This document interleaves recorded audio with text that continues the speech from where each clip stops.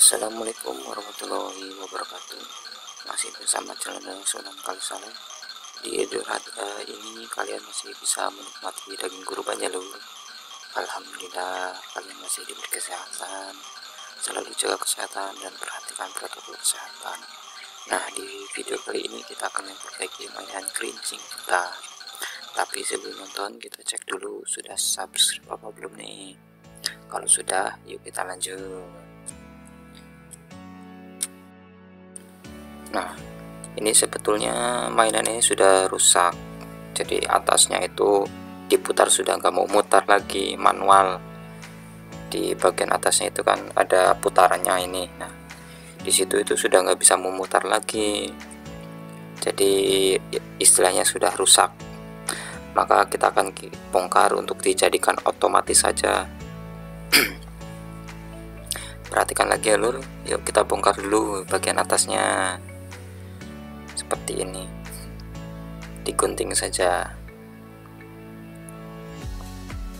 Nah, kalau sudah, ini dalamnya yang bagian bulat itu yang seperti telur.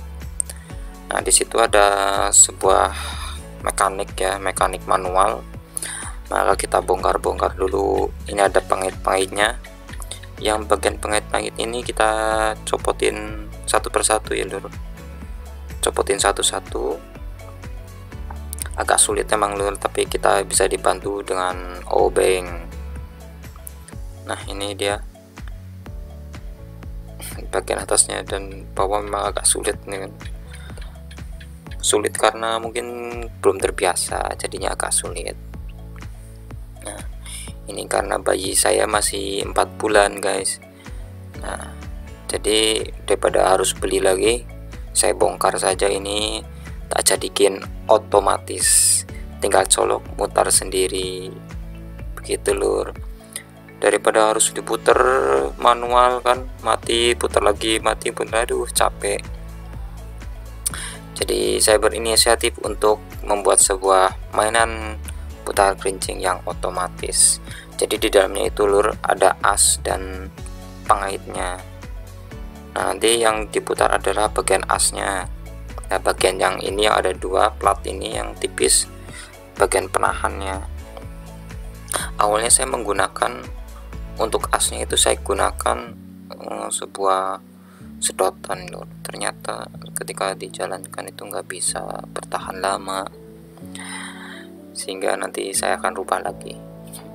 Ini awal mula percobaan menggunakan sedotan, ya nggak apa-apa lah, nggak berhasil pertama kali. Nah, ini dimasukkan ke dinamo.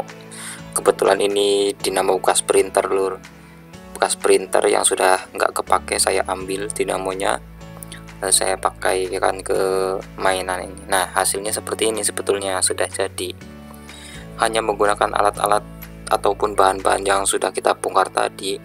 Itu platnya pun menggunakan plat yang awalnya manual, itu mekanik manual, saya bongkar lalu sebagai pengait. Nah, tinggal disolder positif dan negatifnya. Saya ini menggunakan daya dari sebuah cesan HP yang sudah gak kepake. Jadi ada HP Samsung yang tipe dulu itu jadul, masih Symbian. Nah, itu kan jasanya masih tergeletak. Akhirnya saya gunting, lalu saya gunakan untuk ini aja. Lumayan dayanya sekitar 5 volt.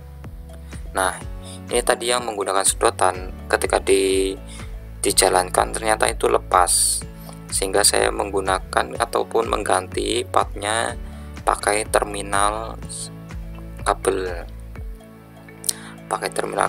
Saya ambil terminalnya, bagian tembaganya, lalu kita baut seperti ini.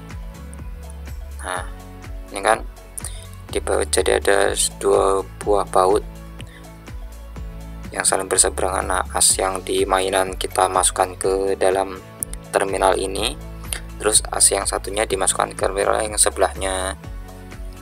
Nah, nanti kita ngutik-ngutik bagian platnya itu yang 2 nyok itu, kita pakai penahannya menggunakan plat yang bekas dari mesin mekanik yang manual tadi, nggak usah pakai plat-plat yang lain,